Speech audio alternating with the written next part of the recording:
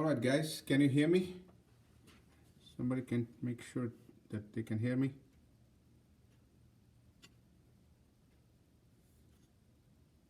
Yep, you're good. Okay. All right, guys. Welcome to the 14th class out of the 15 classes. Um, Thanksgiving is around the corner, so want to take this opportunity to wish everybody a happy Thanksgiving.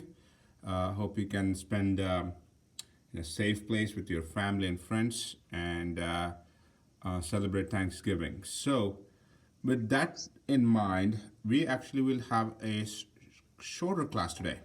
So that's why I'm here. So we made small change in our program, a very small change. So this class may go from 4 to maybe 5:15, 5:15, something like that. So it's a shorter class, gets you guys a little time to spend a little bit more time on the Thanksgiving week that's coming up. So, of course, at the same time, if there is any questions or if there is anything I can answer, today is also a great day. Next Sunday is the Thanksgiving Sunday, so it's no class. And the following Sunday, which I believe is December 6th, is the last class. We'll have the full class that day. So I hope everybody will stay safe and get to celebrate and of course eat turkey and stuff like that. So okay, before we get started, couple of questions. How many are taking the ACT on December 12th? I am. I am. I am. I am.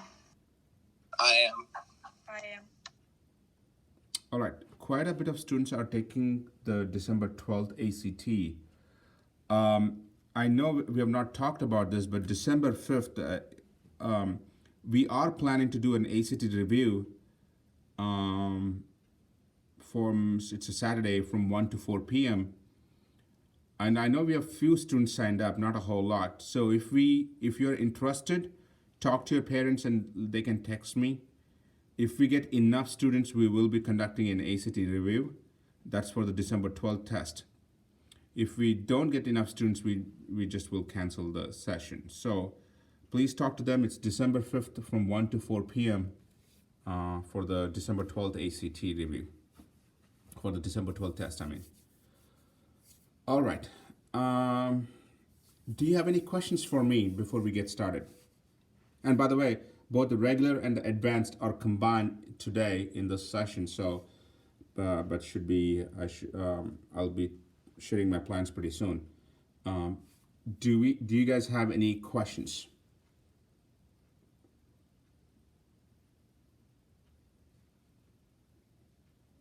Anything I can help you answer?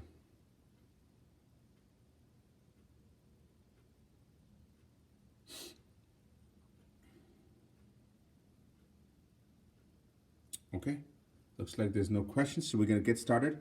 Today we'll be starting from with the ACT writing. Okay, ACT writing. So, I'm back in a second.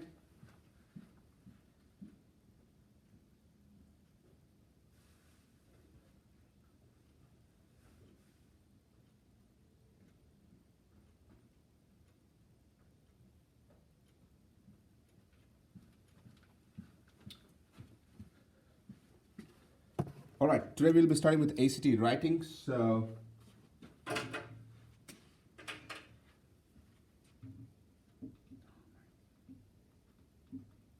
oops. Okay. Here you go.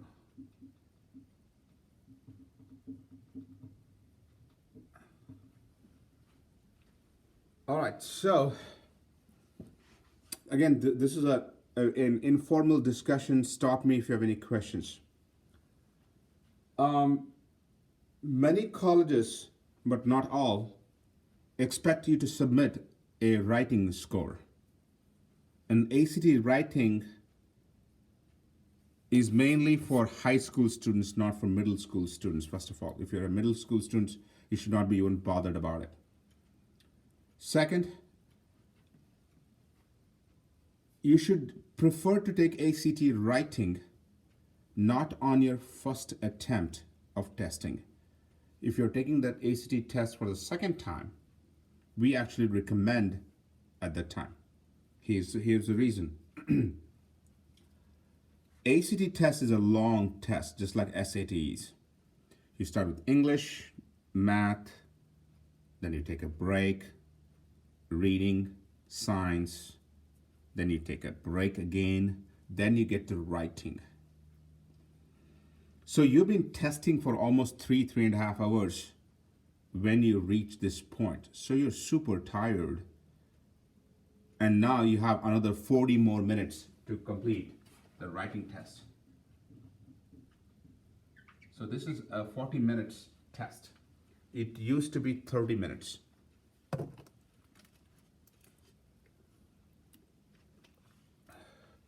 So again, we prefer if you're a second time test taker, not a first time.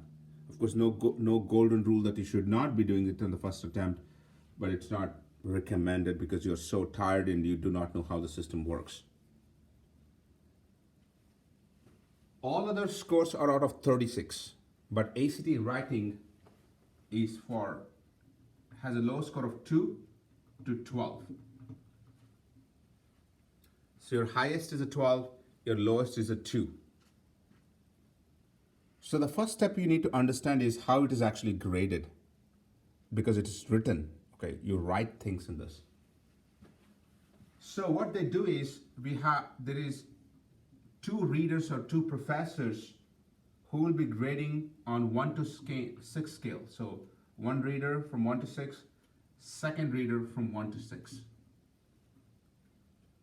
So imagine the first reader gives a score of, let's say, 5, and the second reader gives you a score of 4.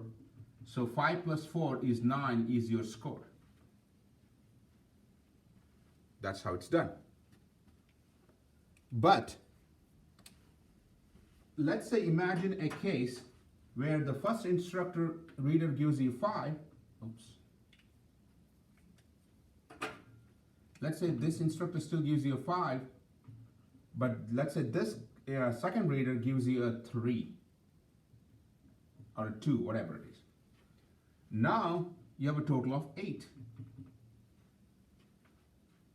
If the difference between the first reader and the second reader is more than 2 or more than 2 points, so 2 or more, which is this case, then it goes to what's called arbitration.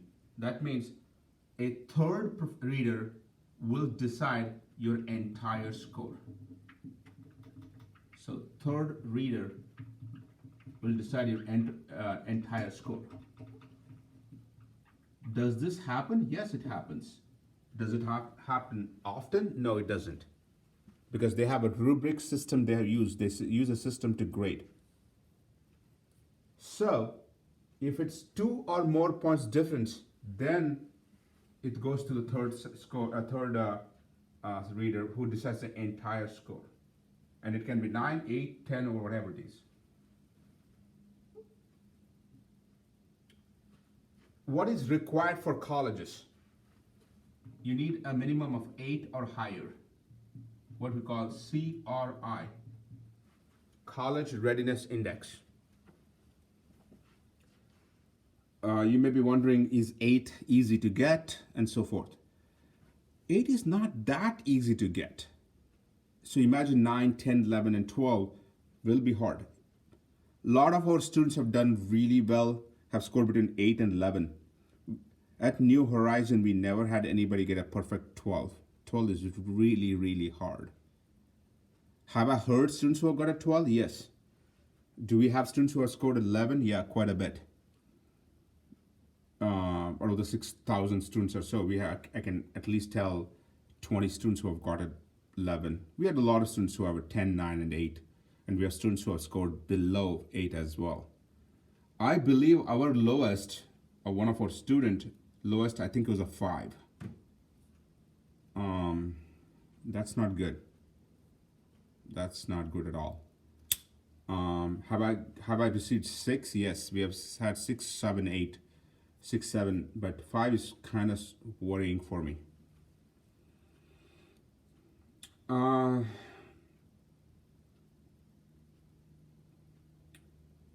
Next.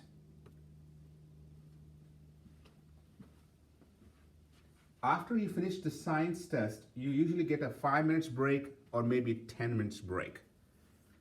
And students who are taking the writing test will be completely in their own section, in their own room.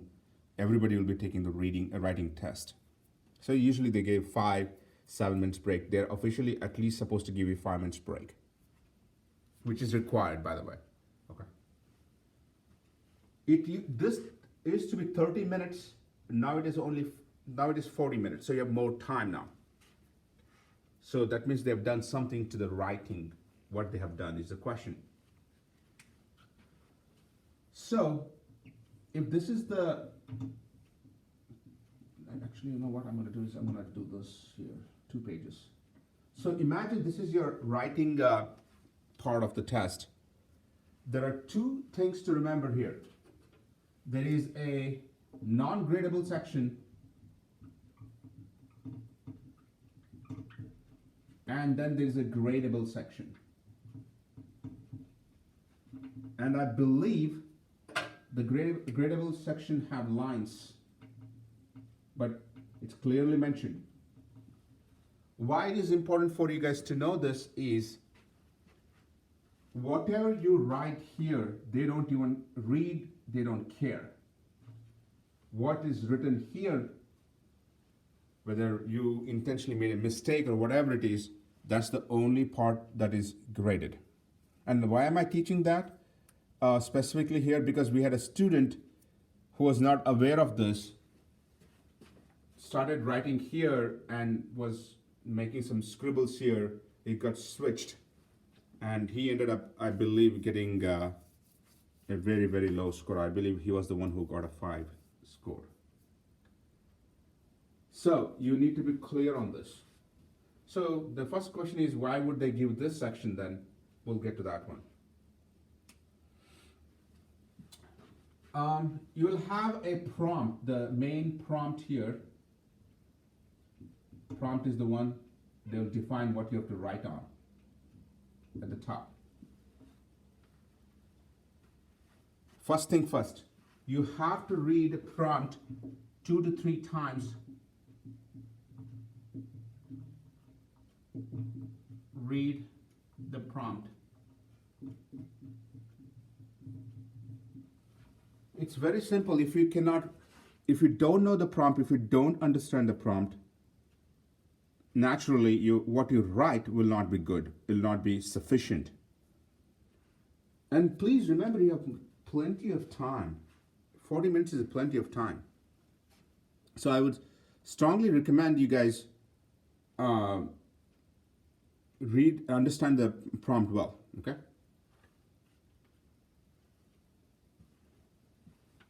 And then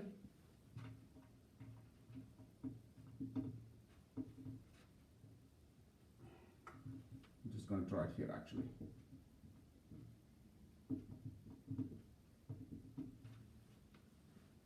In the past, you read the prompt, and you have 30 minutes, you think through, you get your ideas, and you start writing. Now, it's a little bit different. And we use what's called the 10-20-10 rule.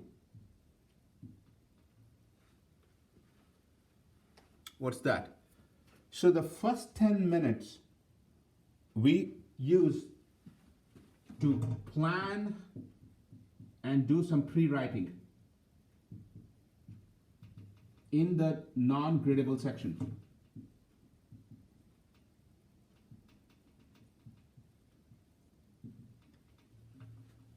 This is where we're going to spend the 10 minutes.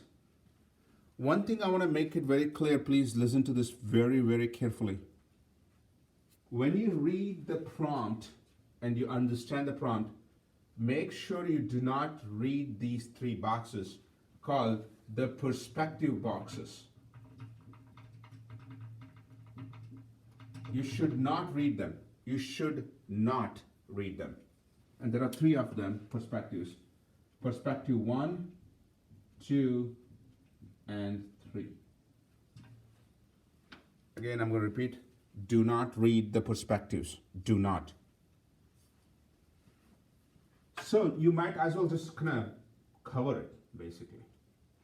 Because when you read the prompt and you're planning, you're putting your thoughts together, your sequence together, your essay formation together, during that time, you will get an idea how you're going to write this essay and what is it's supposed to look like, what it will look like. Then, those ideas should be in any of these three boxes called the perspective box. So what is a perspective box? In a perspective box, instead of you thinking about it, they would actually tell you what you can pick to write about. For example, this was a prompt that I asked a couple of years back. Should the middle school students be allowed to use social media? At that time, I think it was a good question. Now it seems a little redundant. So the first perspective was, yes, the students should be allowed to use the Facebook even in middle school because everything is getting digitized. Everything is going online. Perspective 2, no, they should not be allowed to use in middle school. They do not have the maturity. There can be cyber crimes, and they'll get hooked to they can have their eyes can be their attention span and so forth. Perspective 3, it depends on the individual and on the situation and on the family, and they should be able to make the decision, not globally. Now, why do we tell not to read the perspective immediately? Here is, if you directly read the perspective, you may be forced into something you're not comfortable with. You'll be forced to thinking something you have not thought about. Usually what happens is, in these 10 minutes, you usually get an idea which one of these will match. What happens if your ideas does not match with one of the three boxes? That's a small concern, by the way. It's not a great thing, but is it a huge problem? I don't think so. At that time, you'll have to just read through all the three perspectives and then basically pick one. So our goal is this step should lead to either 1, 2, or 3. And that is the better route. That is a better way to select a perspective than directly picking one. And I know that students actually end up forgetting this, and they just read the prompt, they'll read the perspective, pick one, move on. What will happen is, then they have really not thought through how their story will fit into the prompt. So I really do not recommend that at all. So this is a very important step. All right, so before we continue, I'm going to take a pause here and see if anybody has any questions.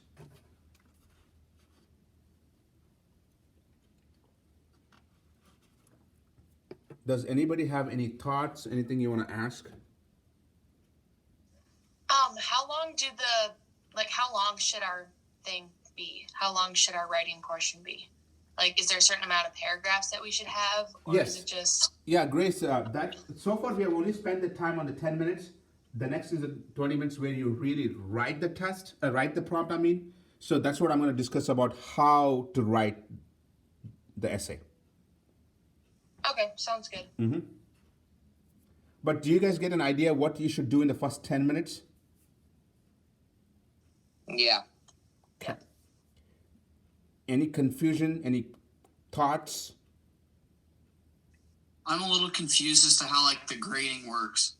So like, is it just based off of the people that are reviewing its thoughts, or is it like an actual like thing that they look at? They have like a scale for like Yeah, each mistake is worth this. yeah. I'm gonna talk about this grading, how they grade 5 and 4 at the last part of this section. And they have 4 things to go with. They have 4 factors they have to use, and I'll be talking about all those 4 factors. That's a good question, Jake. Anything else? More you ask, more I can tell about this, because it's sometimes it becomes very hard to teach this. If you ask me, then I can go and use all the experience we have had over the last few years and share how to improve your writing and how to make it fine. Of course, I'm not done here. We're just in the first 10 minutes. If you're taking the ACT for your first time and you did sign up for the writing part, is there anything I should probably know? I think this will help you a lot, Preet. This should help you a lot, actually. And then I'm going to tell you what you need to do between now and December 11th to be ready for the writing. All right, gotcha. Thank you. Okay, so let's go to the next part of this after this discussion. So let's say we have decided, we know the prompt, you have read it enough. Now let's say you pick perspective number 2 and you're ready to write. You should take approximately 20 minutes to write. And what are the things you need to be careful about? You need to be careful about sentence formation.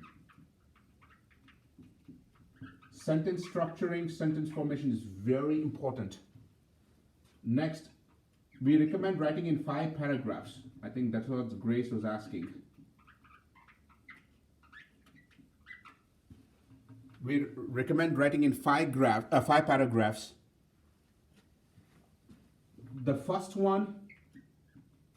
and last are very, very important.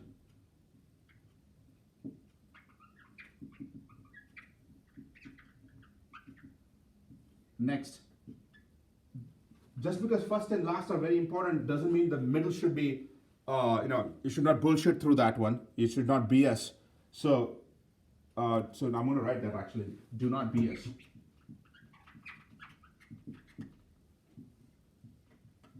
Third, either you can write as yourself. Let's say you have gone through yourself the experience, or so it can be self or as a third party.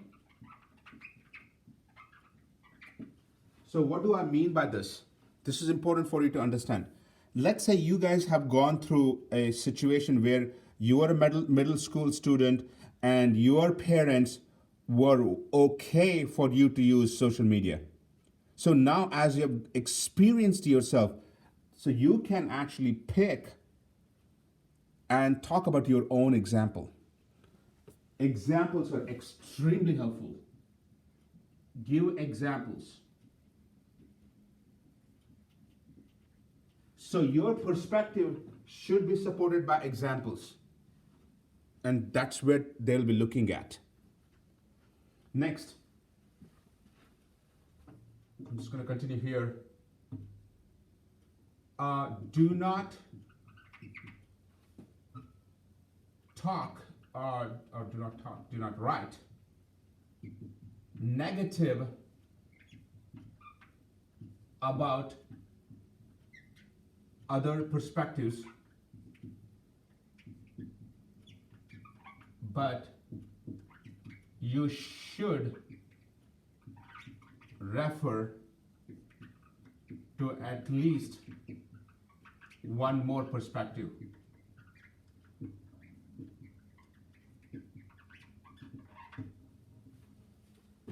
So let's say you are using social media and your family is okay with it, doesn't mean the others are wrong. So do not talk negative about the other perspective. Do not condemn them. Do not be condescending. But you should at least talk about one more perspective. So if you pick 2, you can talk about one or three a little bit, and do not be negative, condescending, or make bad remarks unnecessarily, because there is no right or wrong answer here. Perspectives are not right or wrong. It's your perspective. And this is very, very important as well. Manoj, I have a question. Could you please say your name and so that we have too many people on screen? Yeah, it's Emily. Oh, Emily, yeah. Does the prompt change like each test Yes, or each? Okay, so absolutely. each test. Absolutely changes. Okay, got it. Thank you. Good question. Again, that's what I'm asking. That's what I keep asking you guys. More you ask, more I can, because there's so many things about this writing, and if you don't ask, it becomes really hard to cover everything. So I'm glad you guys are asking a couple of good questions here. So, do you have any other questions like that? Something that can help everybody? I have another question. Please, Grace. Okay, so you said that you should reference another perspective without like making it negative. So like, can you give like an example of like how you would do that? So, okay, yeah. That's a good one, actually. To be honest, nobody has asked me that question before. So let's talk about the middle school social media, because I use that is really. So let's say, Grace, your family is totally okay with. So they picked perspective one. Let's say you pick perspective one because your family is okay with using. Everybody should have in middle school should have social media as a middle schooler, and they should be able to use it. Let's say your perspective, let's say you want to pick about number two and say you want to talk about people who don't want to use social media. You can say like something like this.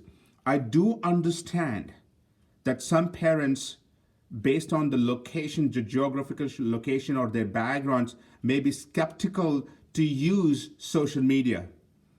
But that is a small percentage of people, according to me, small percentage of people, and that should not be extended to everybody. You see what I'm saying? But you're not being negative here. Yeah, I understand that. Okay, thank you. So it's a debate, but at the same time, you are not debating with somebody else. You're actually kind of supporting your perspective without being that your other person being making the other person dumb. So, for example, let's say I'm going to use Grace and Emily here. So, actually, you know what? I'm going to pick a different prompt here, which I really like. So, I want Grace and Emily to answer these, okay? So, there is a prompt here about high school students. Again, usually they try to kind of keep it to high school or school K through 12. So, one of the prompt was, should the schools focus more on STEM education and reduce the ELA, the English Language and Arts, as there are more jobs in STEM majors than an ELA? Okay, this was a prompt. What do you think were the perspectives?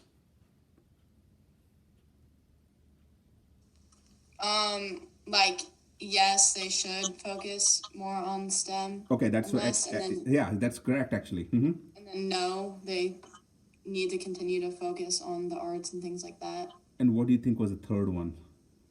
Maybe it's like fine how it is or something. Third one They don't was need to change anything. third one was every school should strive a balance between STEM and ELA. Got it. So my question to you guys is, what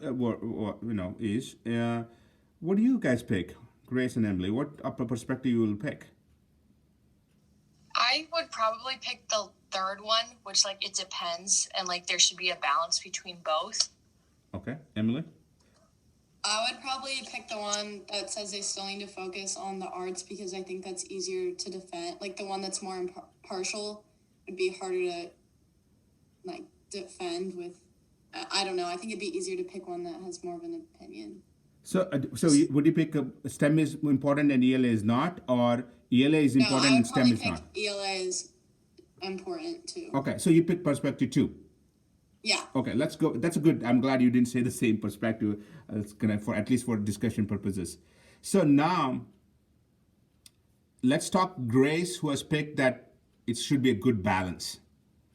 So her, when she starts talking about at least one more perspective, you cannot say that the perspective number two, whoever picks, let's say in this case Emily, is wrong. You can say that I do understand why some people would support perspective number two, because if they are not good in math and science, they tend to use more English language and arts. That doesn't mean that doesn't mean, so basically you're trying to support them. At the same time, you're saying my perspective is better. Grace, does that make sense? Yeah, that makes sense. So, and Emily should not be saying that Grace is, let's say she decides to talk about perspective three. Well, there's no point doing a fine balance of, and I'm saying she should not be doing this. Oh, there's no point doing a STEM balance in the STEM and ELA balance, because that's what we have been trying to do and people are not getting jobs. So she cannot be all trashy about it. She should say, I do understand why people would like to have a balance, but I do believe that English and language and arts gives sanity to humanity and stuff like that. So she should try to be nice to other perspective, making sure at any point you do not give up your perspective. Does that make sense, guys, all of you? Yes.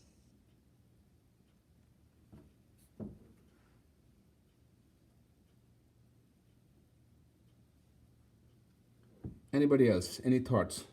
I like this. Actually, you guys are asking good questions. So usually, if you want to support an argument that you're going with, right? Usually, you would provide like evidence and maybe like numbers, percentages, statistics to provide some substance. I know, but like not just like anecdotal examples from your life, but like some like stats or research that you wouldn't know from the top of your head, which you have to do research on. So like, how would you provide substance? You can only give substance if you know it. That's why I was saying about the do not BS. Let's say, I think it was Poor who was talking about it. If you let's say you remember that 2 in 5 students like to use social media, for example. Only if you're certain about it, and if you know it, then you can state that. If you don't know, but at least you have an idea, you can mention that 2 in 5 like to use social media, but I'm not, in the parentheses, I'm not confident on this stats. Being honest about that is very important, because nobody expects you to know numbers in that 40 minutes. But if you know, you should mention it. That's so important. So for example, let's go back to the STEM and the ELA. Let's say in Emily's school, they decided to reduce the ELA courses by, let's say, 20% and increase the STEM by 40%. Then she can actually state that, hey, this is what happened in my school and I'm not happy about it. That is valid. But she cannot just make up some numbers. Does that make sense? Yeah, that makes sense. Yeah, if you're, and remember, ACT writing is not debate, it's not argument. It sounds like argumentative, it's not, because you're trying to support your own thing without condemning or saying wrong about others.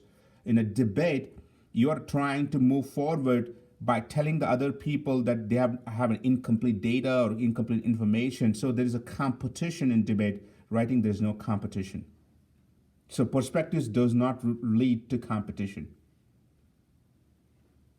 Good, really good. Okay. I have another question. Please. Say if the prompt, say if the prompt, like we know, like we have a lot of our own opinion, can we write about it? Absolutely, absolutely. You can write as a self or as a third party. You definitely can write as an opinion. and you can make it very clear. This is where I stand. That's why I picked this perspective. Okay.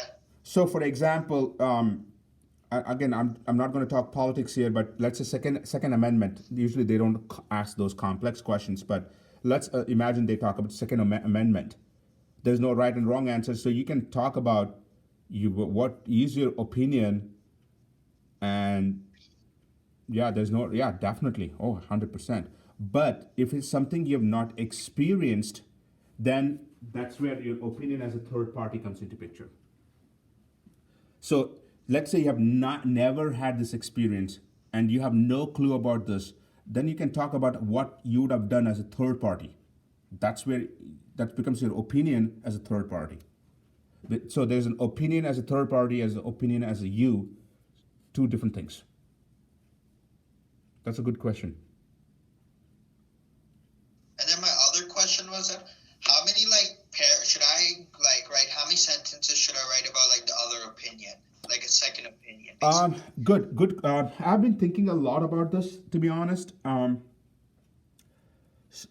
Because if you spend too much time on that one, then you're actually reducing your own perspective. That's the first thing. So you don't want to be. I would not make more than 2 or 3 comments on that one. Okay. If you have so many comments about other perspective, then why wouldn't you pick that one, right? So it's walking on eggshells here. So you want to be very careful how much. If it's too less, just make one word that or 1 or 2 words, that phrases that doesn't. I would say 1 or 2 comments about it is good. All right. Yep. All right, I'm going to take a few 30 seconds break to get the eraser and clean this. But if you guys have any questions, think through this. And I'm having a really good conversation. This is nice. I'll be back.